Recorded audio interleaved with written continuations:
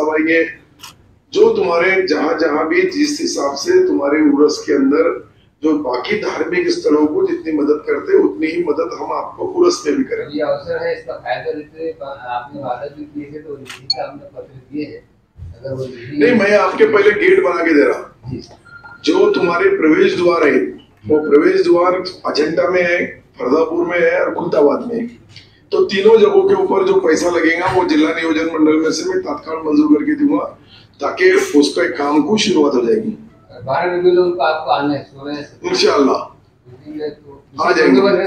और बोलो क्या बोल, महानगर पालिका की तरफ से संडास बाथरूम देना, फायर ब्रिगेड एंड संडास दे देंगे भाई। महापालिका में जरा लिख लेना भैया।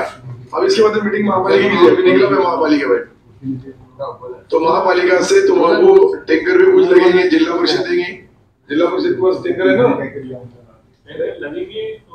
लगेंगे क्या लगते, जो आजू बाजू के अंदर हजारों लोग आते हैं, 2-4 दिन के लिए ट्रैफिक रहता है, बाकी इतना कुछ खास नहीं। सर अपनी पहले लास्ट की बात की थी, पैटर्न और तुलजापुर के हिसाब से आपने कुछ नहीं किया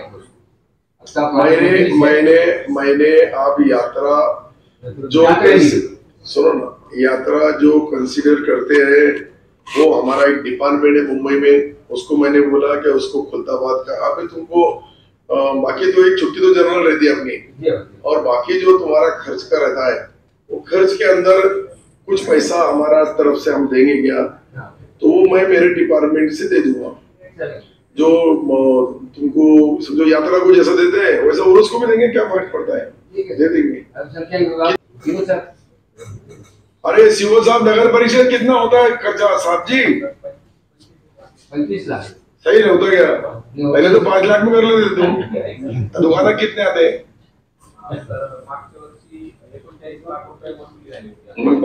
25 खर्च है, और जो बसते हो कलेक्टर साहब के पास दे दो।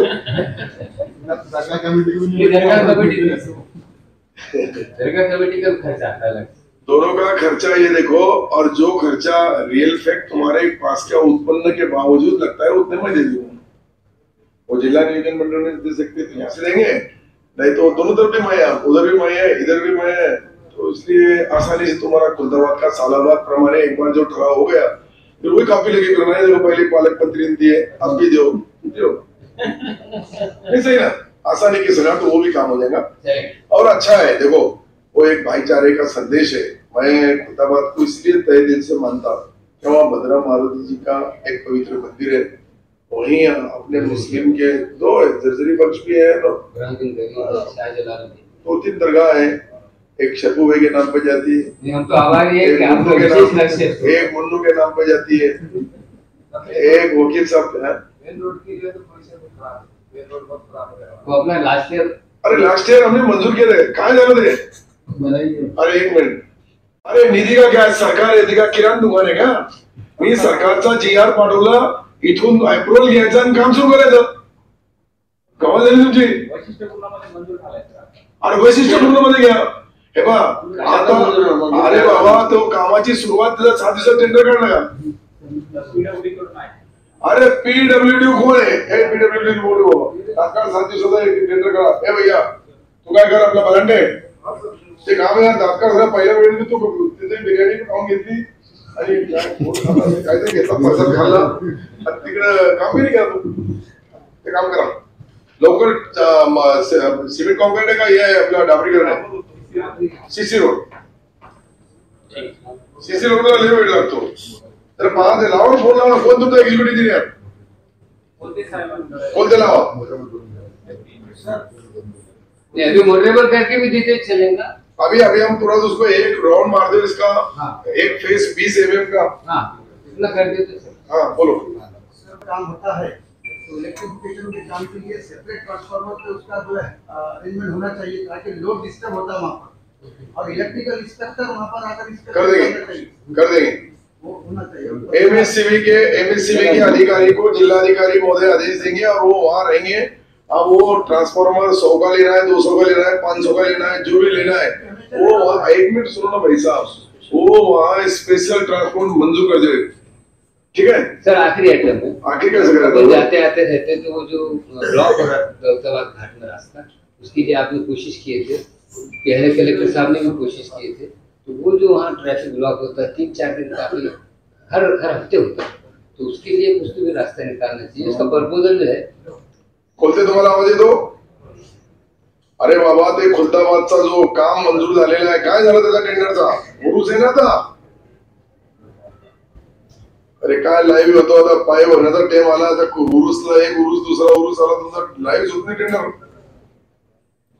नाही तर मग त्याला पहिले कोर्ट मेन रोड पहिले तात्काळ करा, कारण की किती तारीख होईल? 10 दिवस बाकी येतात. अरे ते त्याच्यामध्ये 7 दिवसाचा टेंडर काढणार, किती काढणार? अरे काय बघून सांगतो, तुम्ही काय करता काय नाही करता? काय काही करत नाही तुम्ही का? तुम्हाला काय तिथे काय फक्त पाहण्यासाठी बघण्यासाठी ठेवलंय का? किती दिवस झाले तुम्ही टेंडर का करत त्याचा? ते उरूस आहे ना, तिकडचा मेन रोड आहे तो, लगेच काढून मला कळवा. कमिशनर साहेब महापालिकेचे कमिशनर नंतर मला बोलणारच नाही. थँक्यू, धन्यवाद. गर्दी होते ग्रामीण भागामध्ये, जी गर्दी होते, एसपी साहेबांना आम्ही बोललो. एसपी साहेबांनी खाली पोलिसांना आदेश दिले की त्या ठिकाणी महिला कर्मचारी कशा राहतील, महिला कर्मचारीच्या माध्यमातून त्या ठिकाणी येणाऱ्या ज्या महिला आहे त्यांना आल्यानंतर त्यांना पैसे देणे, त्यांच्या घरापर्यंत जाताना कुठेही अडथळा होणार नाही. कमिशनरेट एरियामध्ये सीपी साहेबांचे प्रतिनिधी आलेले होते, त्यांनाही बोललो आणि त्यांनीही ही सर्व गॅरंटी दिली. शेवटी हे आढावा घेताना आज आपण 2,09,235 लोकांची याचा फायदा आतापर्यंत घेतलेला 122 कोटी रुपये. हे सर्व मुख्यमंत्री बळीराजा या योजनेच्या अंतर्गत सर्वांच्या खात्यामध्ये गेलेले. जिल्हा परिषद मधली एकंदरीत परिस्थिती बघितली आणि कृषी विभागामध्ये कर्ज वाटपचा 2100 कोटी रुपयाचा एकूण कर्ज वाटप करण्याचा त्यांचा टार्गेट होता. त्यापैकी ज्यांनी अर्ज केलं आणि लोन मागितला अशा 1,560 कोटी रुपये खरीपसाठी असा जो निधी होता, त्यांचा जो टार्गेट होता, तो टार्गेट बँकेने पुरा केला आणि शेतकरी बांधवांना 3 लाखापर्यंत पैसे गेले. काही राहिलेले ते 4-5 दिवसामध्ये तेही जातील. परंतु त्यांच्या अडचणी अशा होत्या का काही लोकांकडे कर्ज होतं, काही लोकांकडे अशा तक्रारी आमच्याकडे आल्या. त्या बहिणींनी ज्या वेळेस एखाद्या व्हॉट्सअपवर आल्यानंतर त्याच्यासाठी आम्ही मीटिंग घेतली तर महाराष्ट्र सरकारचे लोकप्रिय मुख्यमंत्री आदरणीय एकनाथ शिंदे साहेब, आदरणीय देवेंद्रजी, अजितदादा या तिघांनी ही जी महत्वाकांक्षी योजना बहिणींसाठी दिलेली आहे त्याची अंमलबजावणी किती टक्के झाली तर हे पाहिल्यानंतर माझ्या माहितीप्रमाणे आपल्या जिल्ह्यामध्ये जे आतापर्यंत जे 95% ज्या लोकांनी अर्ज प्राप्त झाले होते त्याची मंजुरी मिळाली. पैसाही अकाउंटवर गेला आणि बँकवाल्यांनी आज मला सर्वांच्या समोर आमचे टोटल जिल्ह्यामध्ये जितक्या बँक आहे त्या बँकेने सांगितलं की आम्ही कोणत्याही लाडली बहीण योजना किंवा शेतकऱ्याचा अनुदान किंवा त्याला सरकारने केलेली मदतीचा पैसा कर्जामध्ये वर्ग करणार नाही. वर्ग केले असता त्यांच्यावर सर्व कंट्रोल करण्याचं काम माहिती घेण्याची जबाबदारी जिल्हाधिकारी महोदयांना दिली आणि त्या माध्यमातून त्याची अंमलबजावणी आता 99% होऊन जाईल मला असं वाटतंय. आणि राहिला प्रश्न याच्यामधली काही कारण असतो, काही लॉक झालेले जे काही खाते, ब्लॉक झालेले खाते, ते खाते तात्काळ त्या ठिकाणी बोलल्यानंतर ते त्यांचे जी काही सिस्टीम बनवली कॉम्प्युटर सिस्टीम मध्ये, सॉफ्टवेअर मध्ये तशी सिस्टीम आहे, ती सिस्टीम ते तात्काळ बदलणार आहे. त्याच्यामुळे 2-4%, 5% महिला भगिनी म्हणजे 5% 2% झालं तर 10-20 हजार महिला होतात. त्या महिला भगिनीच्या खात्यामध्ये ते पैसे आल्यानंतर ही त्यांना मिळाले नाही, ही तक्रार होती. त्याचाही आज जे काही आमचा मीटिंग होती त्या मीटिंग मध्ये निर्णय झाला आणि या सर्व राज्य सरकारने या जिल्हा प्रशासनाने दिलेली या पैशातून 1 रुपयाही सुद्धा कपात करता येणार नाही अशा सूचना दिल्या. आणि बँकवाल्यांनी आम्हाला सांगितलं की आम्ही सोडितपणे हे जे पैसे त्यांच्या अकाउंट केलं. ही सर्व एकंदरीत परिस्थिती बघितली तर याच्यामध्ये 1,54,000 शेतकऱ्यांना कर्ज वाटप केलेलं आहे. यापैकी 70% लोकांनी आतापर्यंत कर्ज घेतला. 30% जे आहे ते 30% आता खरीपचा हंगाम आणि रब्बीचा हंगाम दोन हंगाम वेगवेगळे असतात, पण बँकवाल्यांनी अशी गॅरंटी दिली की ज्या ज्या लोकांचे प्रस्ताव येतील त्या सर्व प्रस्तावाला मंजुरी देण्यात येईल. जिल्हा उद्योग केंद्राच्या माध्यमातून काही बँकेकडे जो प्रस्ताव येतात त्या बँकेने जिल्हा उद्योग केंद्रांनी जितके फायली मंजूर करून दिल्या तरुणांना कर्ज वाटपसाठी, त्याचा वेगवेगळ्या बेरोजगार युवकांना, महिलांना, छोट्या उद्योग उभारणीसाठी जे केंद्राकडून ज्या फायली मंजूर होऊन येतात त्यांच्या जे सदस्य बँक आहे, अद्याप बँकेकडे ज्या ज्या फायली होत्या त्या पूर्ण मंजूर करण्यात आला. एकही फाईल राहिली नाही. टार्गेट पूर्ण झालेले असून अजून काही लोकांना त्याच्यामध्ये पाहिजे असेल तर जिल्हा उद्योग केंद्राकडे त्यांनी मागणी केली सबसिडीसाठी, त्यांच्याकडून प्रस्ताव जातो आणि तात्काळ बँका देतील. प्रोग्राम आलेला नाहीये, परंतु कार्यक्रम ज्यावेळेस येईल सन्माननीय मुख्यमंत्री आणि दोन्ही उपमुख्यमंत्री तिघांचा संयुक्त विभाग वाईज जिल्हे ज्या ज्या ठिकाणी त्यांनी कार्यक्रम दिला त्या त्या कर्माला माझ्या जिल्ह्याचा नव्हे पण माझ्या मतदारसंघाचा एक कार्यक्रम पूर्वी झालेला आहे. आता त्याच्यापेक्षा जी जबाबदारी मुख्यमंत्री महोदय जी तारीख देतील आम्हाला ती आम्ही जबाबदारी पार पाडण्यामध्ये कुठेही कमी पडणार नाही. ऐतिहासिक कार्यक्रम हे जे लाडली बहीण योजना जेव्हापासून चालू झाली तेव्हापर्यंत सामान्य बहीण आमची निंदणारी असेल, खुरपणारी असेल, महिला असेल, मजूर असेल किंवा ते 2.5 लाखापर्यंत ज्याचं उत्पन्न आहे त्या सर्व बहिणींचे अर्ज मंजूर झालेले आहे आणि त्यांना याच्यापासून जो फायदा झाला तर मला असं वाटतंय की पहिल्यांदा त्या बहिणींच्या चेहऱ्यावर मला आनंद दिसला.